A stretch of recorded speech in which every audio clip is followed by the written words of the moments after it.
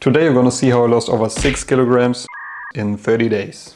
And I'm going to share with you the 3 rules that helped me successfully lose weight. I will discuss calories, physical activity and the one important factor almost nobody talks about. For context, this is what I looked 5 years ago. Yeah, a little bit skinny. But I started to gain some weight and was happy about the results. And for a long time I was very active and enjoyed doing sport with my friends. But out of nowhere. Coronavirus. Quarantine area. You must stay at home. The pandemic took over the world. The gyms and sport clubs were closed. I mean, it was still a lame excuse because I could do some exercise or workouts in a living room and go outside for a run. But I didn't. So I kept eating like a horse and working out like a sloth. Sloth, which means I didn't. And yeah, the pandemic hit me pretty hard. I gained 10 kilograms. In this time it was very challenging for me to motivate myself to start working out again and to focus on my diet.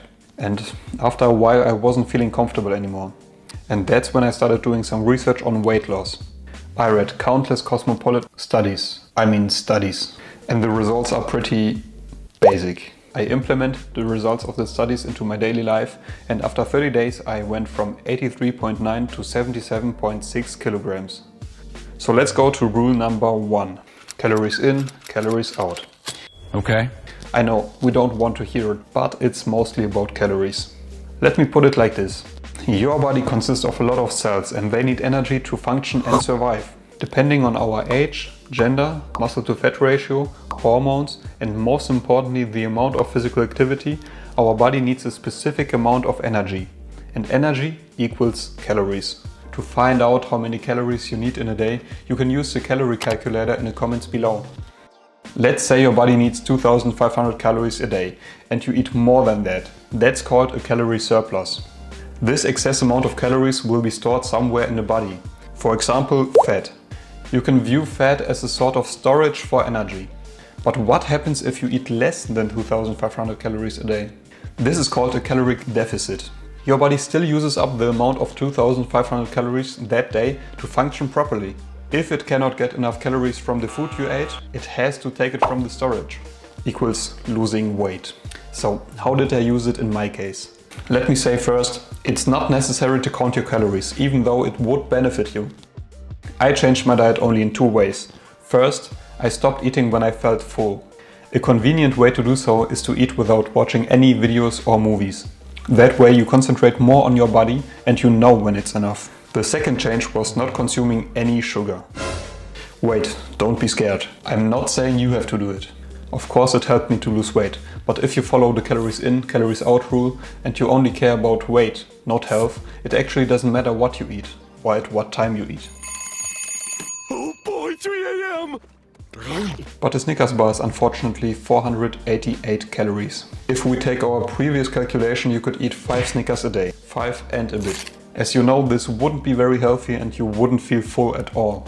And obviously, in the end of that day, you would eat a lot more. Summed up, if you eat more calories than your body needs, you will gain fat and muscles. If you eat less than your body needs, you will lose fat and muscles. You see, losing weight doesn't mean losing fat only. Which leads us to rule number 2, activity. Through activity you can minimize the muscle loss and maximize the fat loss.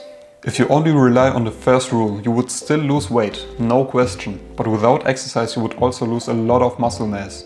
And that's not a good idea in the long run, since muscles consume a lot of calories even when you're doing nothing. That is one of the reasons why yo-yo dieting is going to happen, which basically means that you rapidly gain weight after finishing a diet. And as I mentioned previously, physical activity is impacting on the amount of calories your body needs for a day. Which means if your level of activity is higher, you need more food to maintain your weight. Which means that you can eat more and still be on a caloric deficit to lose weight. It doesn't mean you have to go for a run every single day or go to the gym and lift heavy weights, even though it would be very helpful.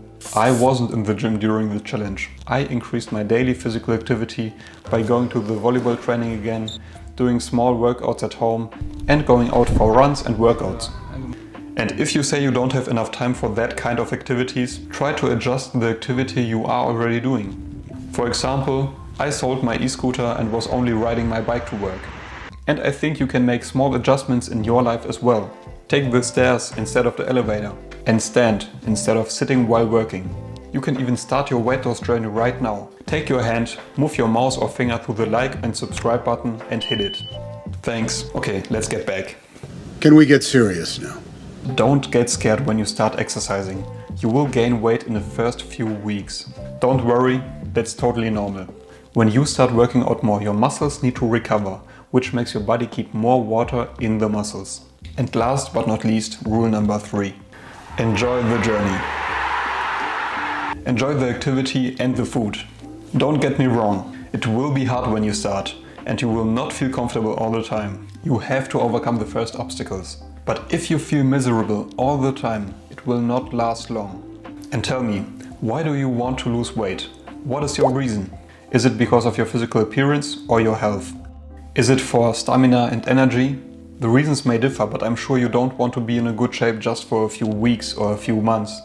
Please, don't tie your diet to time. Why you need to get in shape as fast as possible. Dieting for 1 month can get you the results you want.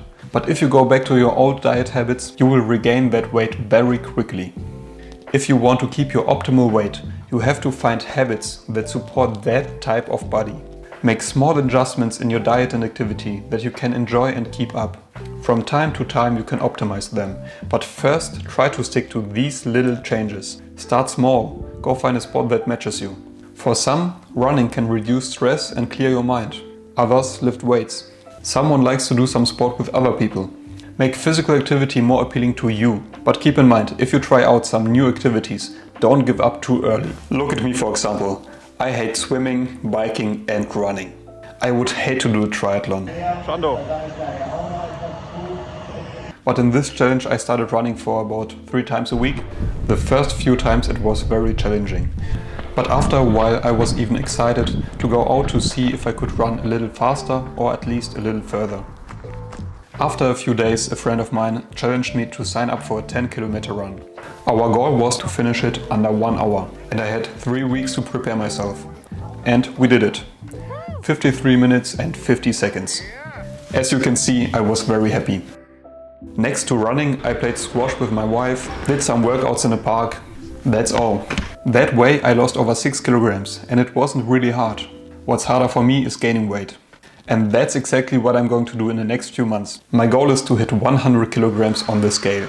Let's see if I can achieve it.